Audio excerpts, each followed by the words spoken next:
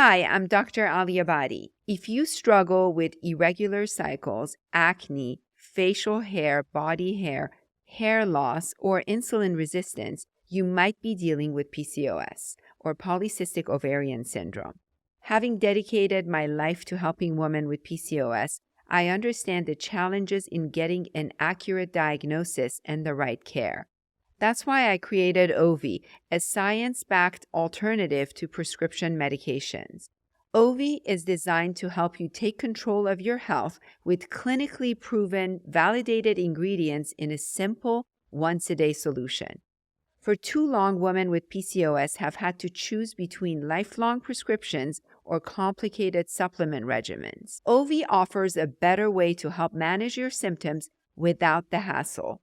It's my mission to empower women facing PCOS and other hormonal issues by providing the information and support they need. Reclaim your health once and for all. Go to ovi.com. That's OVII.com and start today. Hi, I'm Mary Alice Haney. And I'm Dr. Thais Aliabadi. Today on the podcast, we have one of the most multifaceted and talented actors of her generation, Shailene Woodley. She earned critical acclaim for her performance in The Descendants alongside George Clooney, receiving nominations for 2 Critics' Choice Awards and a Golden Globe. You may know her from her Emmy-nominated role in HBO's Big Little Lies. We had an amazing conversation about female sexual health, how Shailene manages her own health, and her new role in 3 Women. Thanks for listening to SheMD. You're not going to want to miss this episode.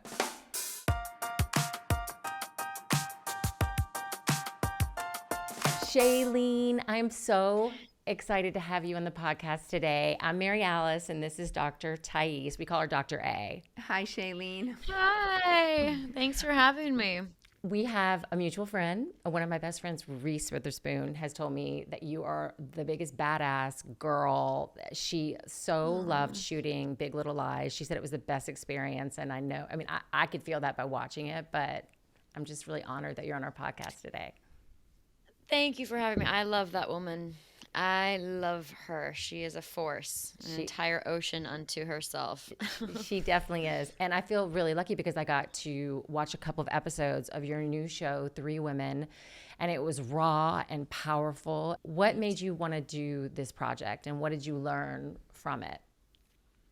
Oh my goodness. I mean, I wanted to do this project, because I was a massive fan of the book, and Lisa Taddeo, the author of the book, I really respond to truth. I'm kind of allergic to anything that's just not truthful and real in this world because I'm so sick of the performance act that so many of us are conditioned to be a part of, and 3 Women, the book felt like a really rare treasure of truth, and the stories that I read in the screenplay, and specifically the character that I played, which is based on the author of the book, Lisa, I just found them to use the word raw, but it was very riveting and honest. And I think there's a lot of conversation happening now for women, by women, with women, which is incredible, and yet still I feel the opportunity to truly deeply explore female psychology isn't always prevalent in Hollywood. And so this felt kind of like a once in a lifetime opportunity to really dive in and explore themes that are not abnormal themes, things that most of us go through as women. And if we don't personally, our sisters or our mothers or our grandmothers or our cousins or our best friends, like miscarriages and falling in love and body dysmorphia and eating disorders and being in a confusing place where we feel like we can't communicate what we actually want because we don't feel safe in our own bodies. And 3 Women took the time to identify with these traits. And I'm a sucker for it. So I just feel grateful and honored that I get to be a part of it.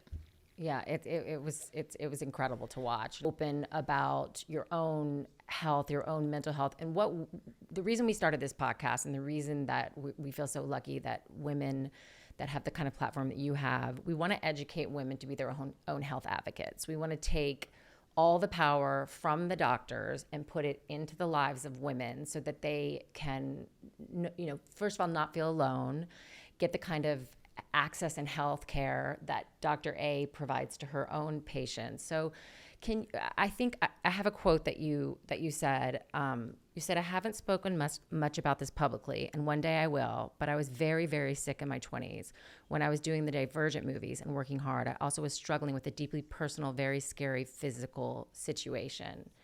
Have you talked about that much? Would you mind talking about it today?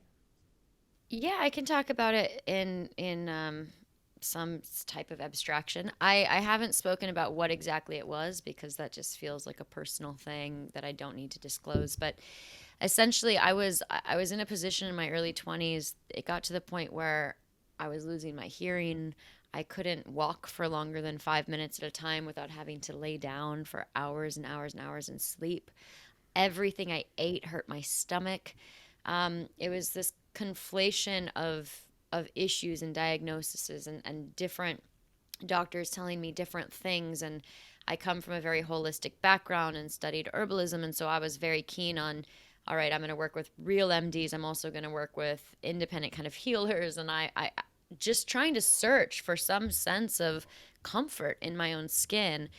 And it was a long journey, about a decade of unwinding and healing and getting healthy. And throughout that decade, a lot of other things came from feeling so much discomfort physically, which was, my gosh, if everything I'm eating hurts my stomach, I'm now suddenly afraid of food. Right. And then going into the kind of mental fuckery that can happen with that, of body dysmorphia and confusion about, identity in feeling safe in my own capsule, in my own skin, and what that meant and what that should be. And it was a journey that ultimately physically resolved itself, and I am very healthy. I'm so happy to be able to say that. And also, it forced me to really take a deep look and become introspective. That was, I guess, the path for me, alongside the physical healing, was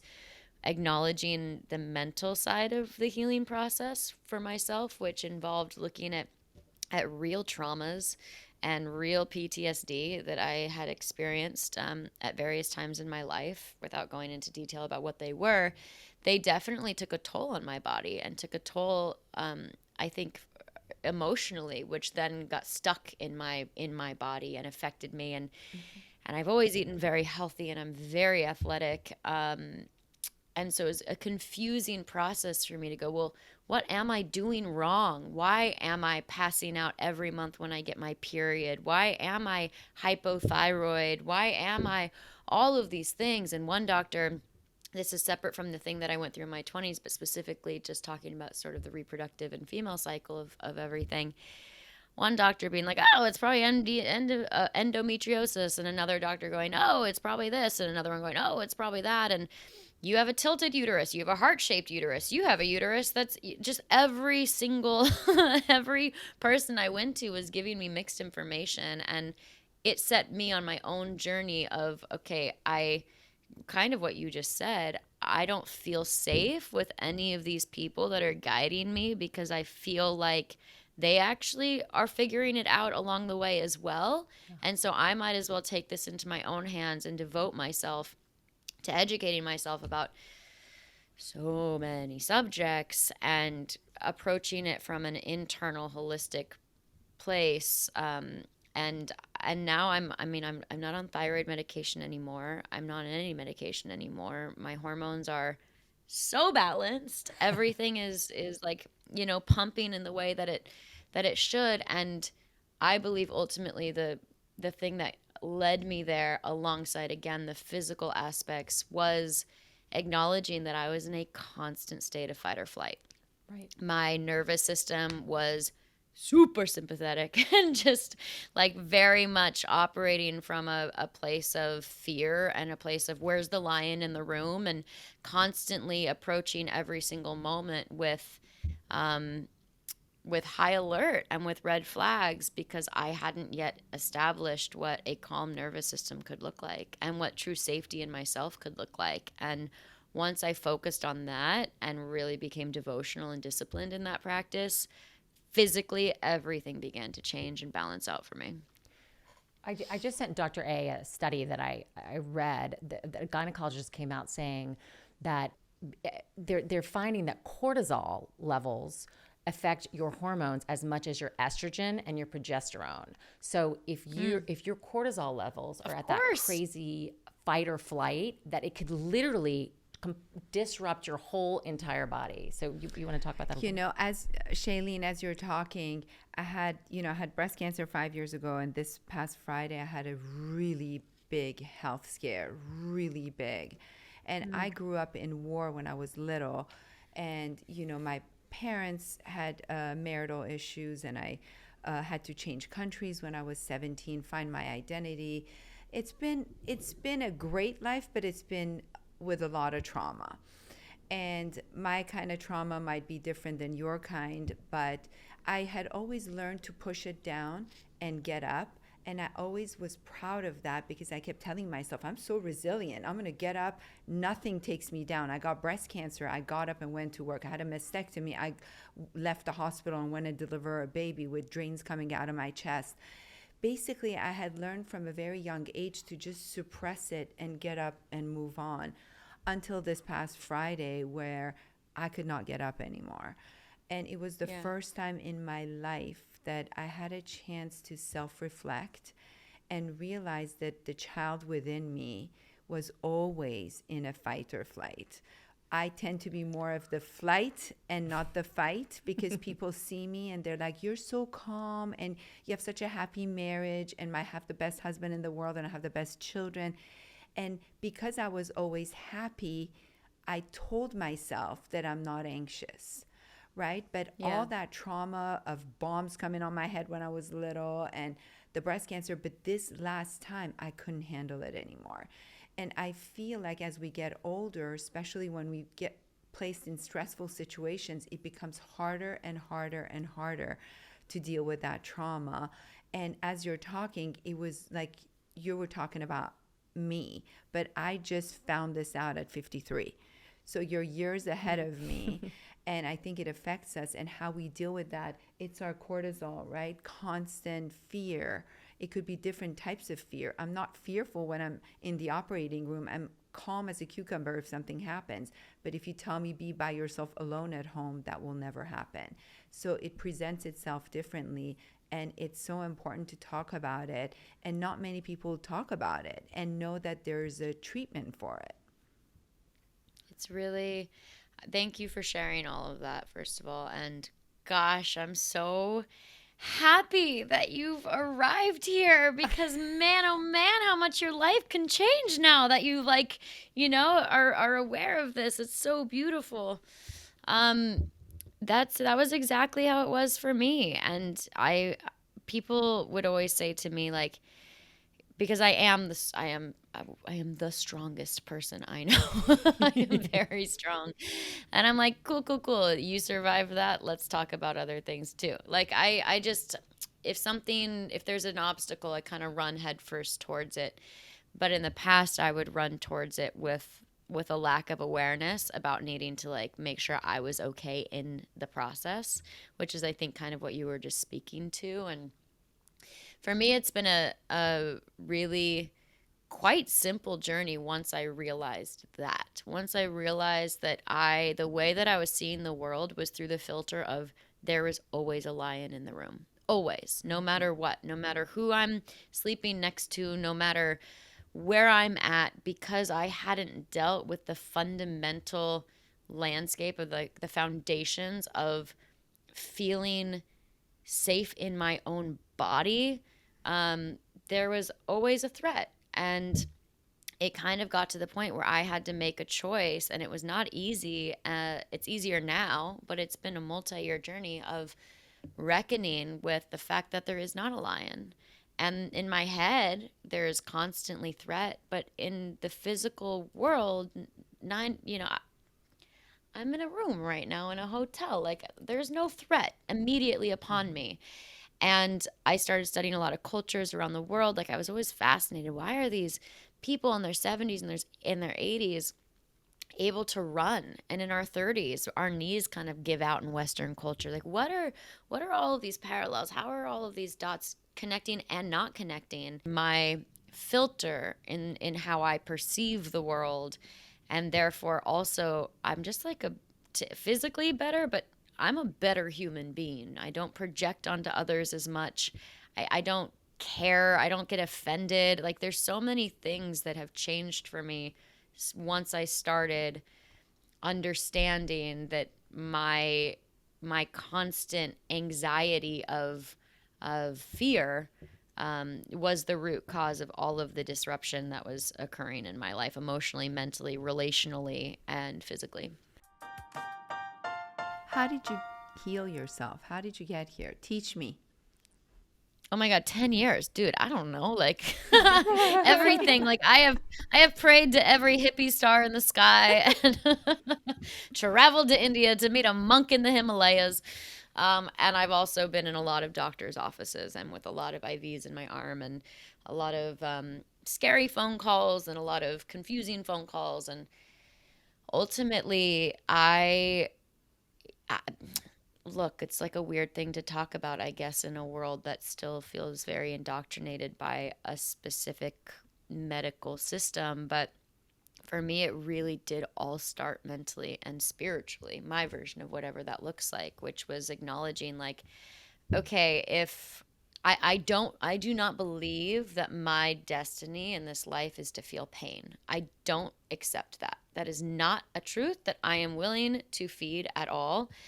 And I had to decide that while I was in pain. And that was the hardest, most confusing part, was to believe that it was going, that things would one day not feel that way, even though there was nothing in my current reality that was suggesting that could be possible.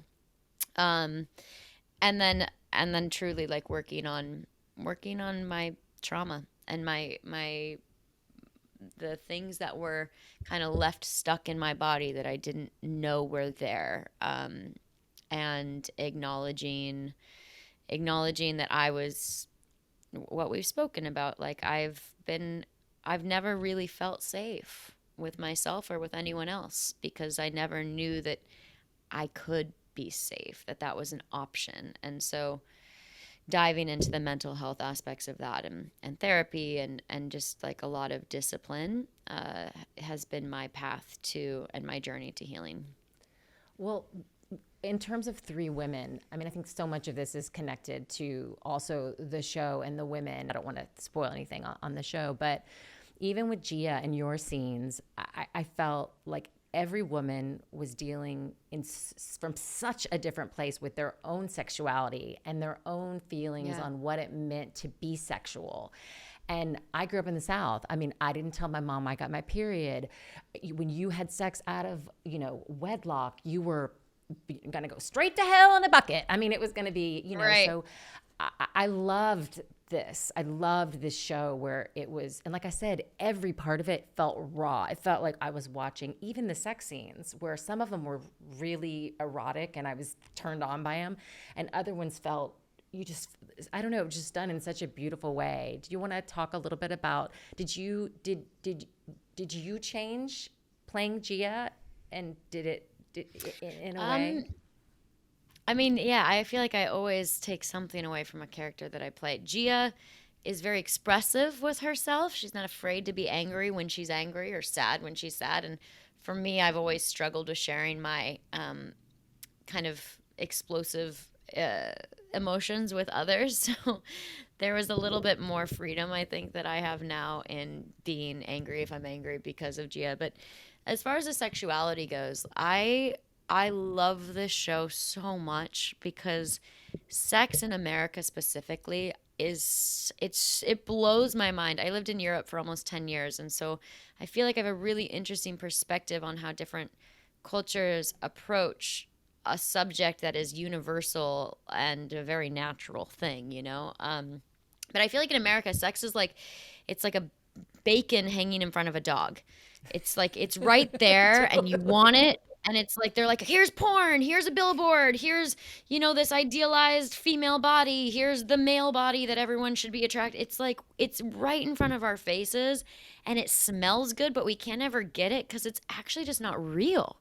The way that sex is presented on the surface in this country is so fabricated, and it's such a performance instead of true intimacy and vulnerability and connection. And that's, to me, like that's what we all kind of desire, and hopefully, if we're lucky, find people to dance that dance with. But Three Women, I love that it explores all of the nuances of sexuality. Not all of them, but many of the nuances of sexuality, and how it is something that can really make or break a person's spirit depending on the circumstance and the safety involved or the lack of safety involved, and how actually, like, it's something that needs to be handled with a lot of care. And it's just not. It doesn't mean it has to be some deep sacred thing every time, but like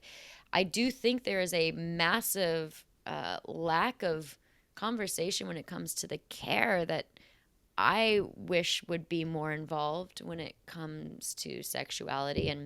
And Three Women does a good job, I believe, at sort of showing that, and the consequence of a lack of care and the beauty that can come with care and tenderness. There's a quote that says, "Women's desire is dangerous, and other women will steal our happiness if they can. These are messages meant to keep women powerless and set us against one another."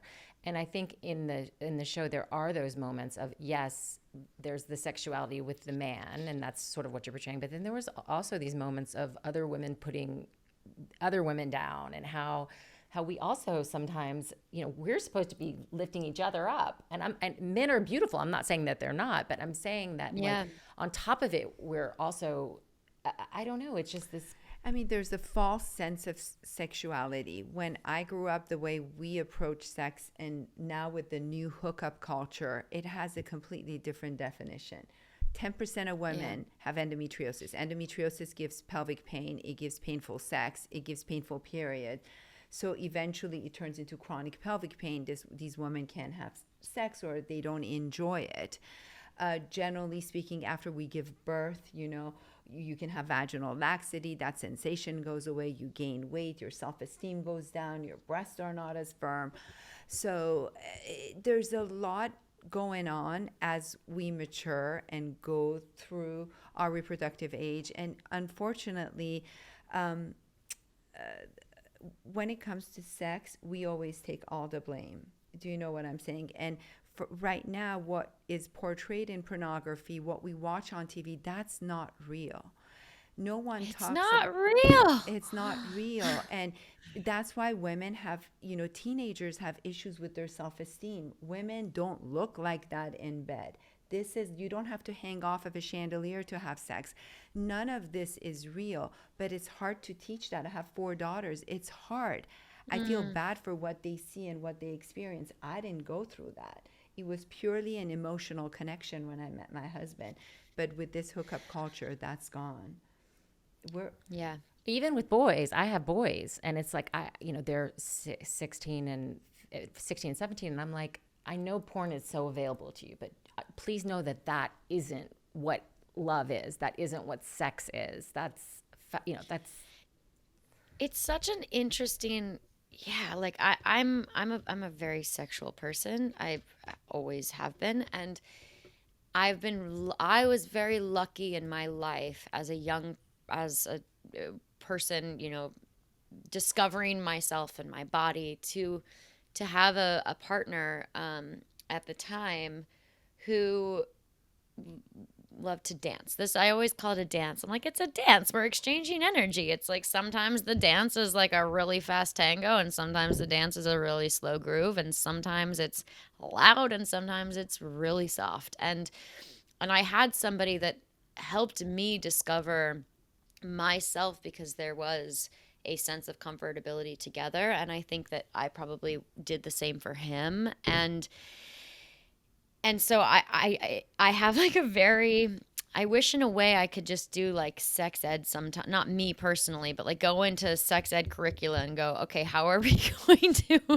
how can we fix this and change it a little bit? I was talking to somebody else about this yesterday, about how if people knew what was possible with sex, they would look at porn and go, oh God, this is like junk food. Really? Like, this is what we're being sold when all of these other things are possible with my body because I'm like a magic machine.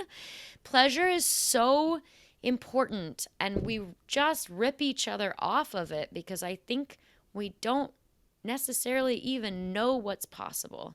And that's my big beef with porn is I'm like, you're selling everybody McDonald's when you could have like, whoa. I love that. That's amazing. Much better quality. That is what I'm going to tell my boys. I'm literally going to say, you're eating McDonald's. Do you want to go to In-N-Out? Yeah. That's what, Exactly. Because it's true. It's like, it's to me, I'm just like, man, like if porn's gonna exist, at least like be real, like truthful about it and like, educate people the right way. I think one moment too that really struck me was I've been married for 12 years, second marriage, love of my life. We still have a lot of sex. I love it. But we have to work on that intimacy and that longing that you have to keep trying when you're in a relationship. So I don't know. It's such a beautiful TV show. It really is. I want to talk a little bit about your advocacy because you've started with your mom, which I love. All it takes is the name of your charity. Can you tell us what that is? And you're such an environmental advocate too, and I'd love to touch base on that. Yeah. So all it takes, my mom and I started when I was 18. And very quickly I became very busy with my career. And so I was like, I passed the baton to her and I'm like, this is your thing and I support you and celebrate you. But it's very much her organization. And it was her way. She's a therapist and was a middle school counselor my whole life growing up. And it was her way of establishing curriculum to teach kids empathy and mediation and leadership skills at a young age so that when conflict arose, there were tools for kids, middle school aged children, to understand their emotions and their feelings, have empathy for the other person, but also a strong foundation to stand on for themselves, to advocate for themselves.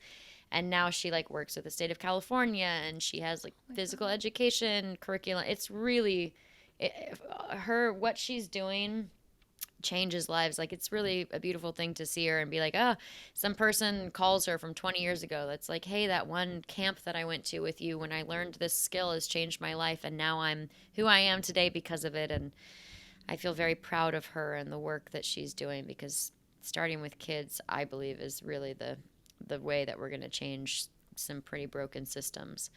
And then environmentally, yeah, it's like, to me, I just love trees, man. I love the ocean. I love like wind in my hair.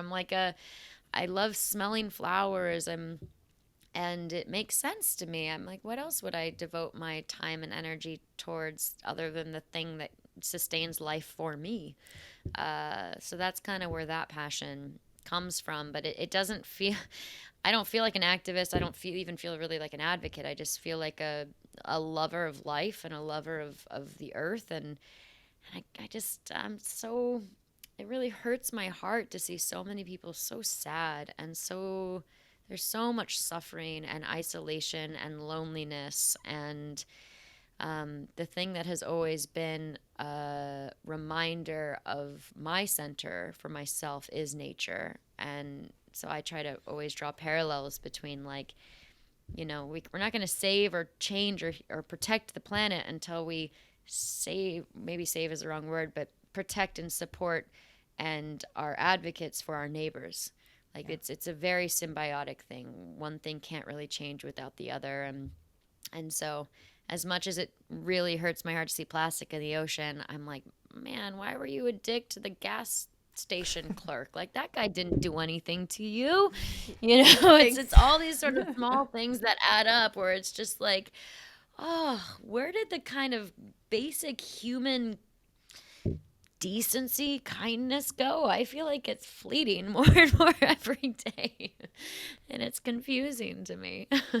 Well, I think that being aware, and if we're all aware, and just move forward with that, thinking like, try to be positivity and sunshine. I mean, I think that you're right. Like, we've got to, I got really sad the other day. I was like, why am I sad? I'm not a sad person at all. I was like, I told my husband, I'm like, I'm depressed. And he said, why are you depressed? And I was like, because I feel like the ocean is just being dumped on, and I love the ocean. And then he goes, so that's really why you're sad? I go, yeah, that's really why I'm sad. And then I was like, but I'm also sad because I feel like people are mean. It's kind of the same thing. I was like, I just like, where's the like, and that's where's all, the love? Yeah, where's the love? And it's a cycle. It's all about that. Like, if you're not going to think about your person sitting next to you, then you're definitely not going to think about the ocean, and then you're not going to think about, it's like this circle that happens, and it makes you sad.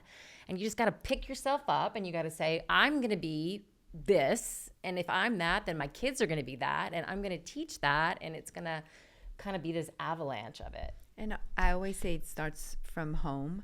And one thing I noticed when I moved to this country, I come from a Middle Eastern culture where family is very important.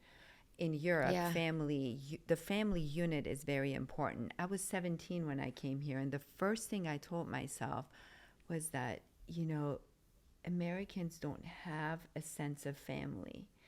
And, like, I would go to labor and delivery to deliver a baby. Usually in the Persian culture, there would be 50 people in the waiting room. And when I first started delivering, I'm like, where are the relatives? Like, where's your mom? Where's the grandma? Where's the uncle? Where's the aunt? Where are the cousins? And that was the first thing I noticed in this country. And I always said it, everything starts from the family. When you grow up, you need to know that you have the support of your parents, of your siblings. And if you don't have parents and siblings, then you have your grandparents, then you have your aunt and uncles, then you have all your cousins. And that's how I grew up. And I feel like that family unit is not there. Well, I think in America, it's almost more our friends. You kind of create also a family. I think that my girlfriends are also my family, and that's a support system. So I think that's. But not everyone has that. No, not everyone has that. There are a lot of people. No, you're so correct about the family thing. It's like it is not a value, like a core value in this country to fight through something. And to me, it's like, gosh, the thing that really breaks my heart so much, and I've never been this way, and I'm really grateful for it. And it can feel very lonely at times to be this way, but there's a lot of complaining and a lot of discomfort and a lot of like, I don't like this, or I don't like that, or I'm unhappy in this marriage, or I'm unhappy with my job, or I'm unhappy with, and there isn't often a lot of action when it comes to taking responsibility. And if you're truly unhappy and you want to live a fulfilled life, doing the inner work that it takes to make those changes happen, that takes so much courage and bravery and strength and time and energy, and it's exhausting and not comfortable. So it's easier to stay complacent, and it's easier to stay in an unsatisfying story. But I think that's how we get into these places of just like a lot of sadness and apathy, because people aren't really connected to their own center. And I think when you don't have a family or a friend, whatever the foundation is around you, a family, friends, if you don't have a strong one and a great mirror in that, oh gosh, that's a really, really, really hard way to live. It is. Shailene, you've been so sweet. Before we hop off, we do this with every guest at the end of every episode. And I want to do two things. One, I'm going to ask you a few questions about what you do to keep yourself healthy and happy. And then I also want to know what advice you would give young girls who are trying to find themselves sexually and trying to find who they are, maybe they're struggling with their own sexuality. So can we start with that? What advice would you give? Oh man. First of all, like, I think it's a beautiful thing to have a period. So that's one of the first things I would say is what a gift that we bleed every month and don't die from it. Or like that's incredible. It's a miracle. It's a miracle. There is a open space in our body where blood comes out and we are okay afterwards. That's very cool and a superpower. So I would just like encourage young women to be stoked about that and celebrate it instead of it being something that's, you know, more esoteric or hidden or seen as dirty or gross or any of those things. And then I would say if you find a lover that's maybe this is what I would say to my younger self, and so hopefully other young girls could take this on, is the most important thing that I have learned through my life that I wish had been an easier journey is that care and safety when it comes to a sexual experience is like the number one thing. Because unless those two things are there, it's impossible to feel free in your own self-expression. And therefore, the only narrative that's going to come out of that is one against yourself. And that's not fair. And then the third thing that I would say is like pheromones are a real thing. Like pay attention if like smell matters.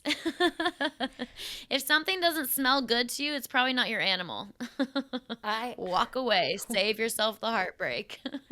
I totally believe that. I mean, I think it's like a chemical thing, like, you know, this sexual pheromone. I mean, I felt it with my husband. I mean, and I'm like, whoa, it knocked me down on the ground. I was like, Jesus Lord.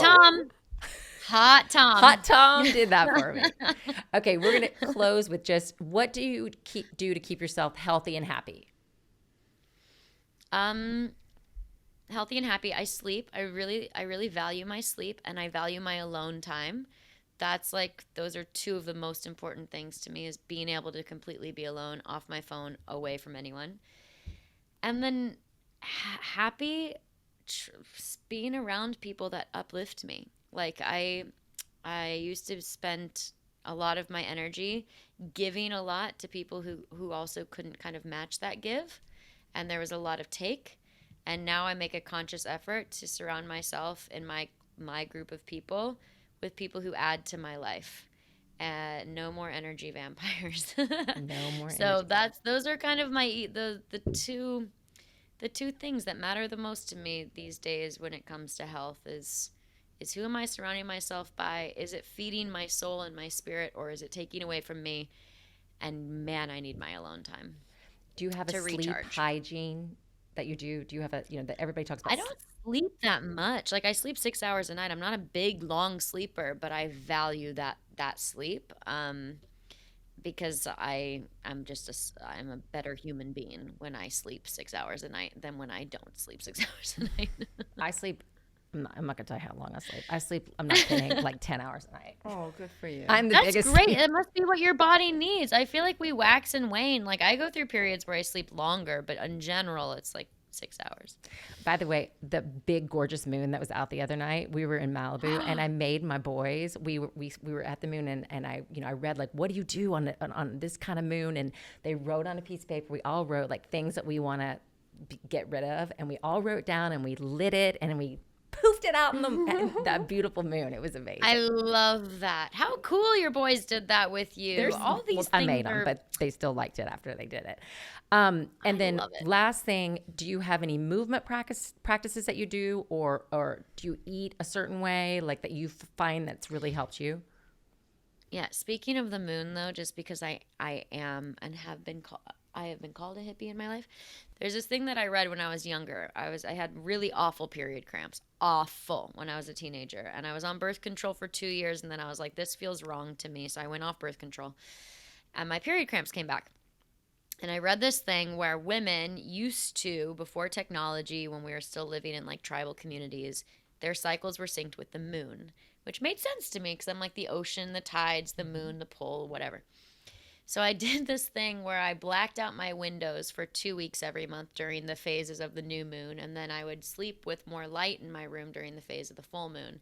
And after like 2 or 3 months, my cycle started syncing up with the moon, and it's still synced up with the moon, which is kind of cool because and halfway through every year it changes. So I'll be ovulating during like the new moon and have my period on the full moon. And then halfway through the year it will switch and it will be the opposite. But it's a fun way for me to always track, like, okay, I know I'm ovulating now, be careful, or I'm, about to bleed, so be careful. Be careful. But you said moon, and I thought that was kind of a cool I love thing. that. As far as food goes, I'm not super hyper vigilant. I eat a lot of carbs and a lot of protein. Because I read a long time ago when I was going through hormonal imbalances that eating carbs are actually very good for your hormones, despite the fact that we have been taught so often not to do that. So that's always that helps me. And then movement, I'm very athletic. I'm constantly doing things with my body, whether it's biking, hiking, swimming. I do a lot of martial arts. I love lifting weights, but only for like 20 minutes. Like, I'm not a crazy weight person, but it just feels good to me where I'm like, I feel strong now. And being a caretaker of my body and not stressing about it. I have no stress about what I ingest or what I do, because I lived a lot of my life being very vigilant with my diet and very vigilant with movement practices. And the stress, actually, I found completely counteracted all of the positives of what I was attempting to achieve. Mary Alice knows I'm not going to leave this podcast without telling everyone that painful periods are not normal. But for women who are still dealing with painful period, then the cause of it should always be worked up. I completely agree. And you are doing God's work. I'm so thankful that you, gosh, it would have been so nice to have had a resource like you when I was 17, 18, 19, 20. Well, that's why we're doing the podcast. And I can't thank you enough, Shailene. You've given so much of your time today. Everybody watch 3 Women. It comes out September 13th. It is literally one of the most incredible pieces of work that I've ever seen. And I just thank you so much for being here with us today. You are a light. Ladies, Thank you for doing what you're doing. And congratulations, by the way, and I'm sorry that you weren't feeling great and it's been like kind of a down thing, but congratulations, because I feel like things are about to shift in a massive, beautiful way. I'm on the start of my journey. Yay!